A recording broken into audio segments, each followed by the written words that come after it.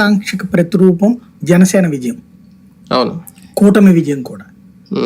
ఎందుకు అంటే 2009లో ప్రతి కాపు వాస్తవంగా పోలరైజేషన్ చాలా భయపడ్డారు.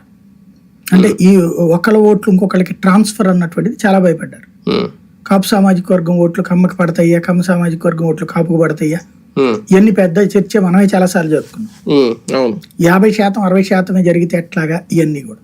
కానీ ఎంత కసిగా అంటే చంద్రబాబుని అరెస్ట్ చేశారన్నటువంటి కసి, చంద్రబాబు రాజకీయాన్ని కాపాడుకోవాలన్న కసి ఎంతగా అయితే కమ్మకుందో, కాపు సామాజిక వర్గాన్ని లైమ్ లైట్ లో తమ ప్రతినిధిని పైకి తీసుకెళ్లాలన్న కసి అంతగా కాపుల్లో ఉంది. దానికి సాక్ష్యం 100% స్ట్రైక్ రేట్. 100% విజయాలు ఎందుకు సాధ్యమైనవి?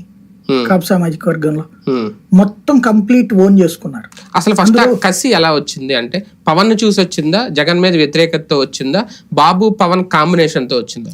2009 సంవత్సరంలో చిరంజీవి పార్టీ పెట్టినప్పుడు కాపు సామాజిక వర్గం ఆయన ఓన్ చేసుకుంది. 70-80%, 100 అనను కానీ 70-80% ఓన్ చేసుకుని కసిగా పనిచేసింది.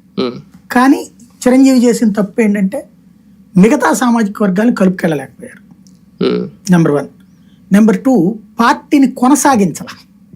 ఆయన విలీనం చేయకుండా ఉండుంటే ఇవాళ పవన్ కళ్యాణ్ స్టేజ్లో, పవన్ కళ్యాణ్ ఏంటి అసలు డైరెక్ట్ సీఎం 2014లో పోటీగా ఉండుండేవాడు. అవును, ఒక మూడో ప్రత్యామ్నాయం రాష్ట్రంలో ఉండేది.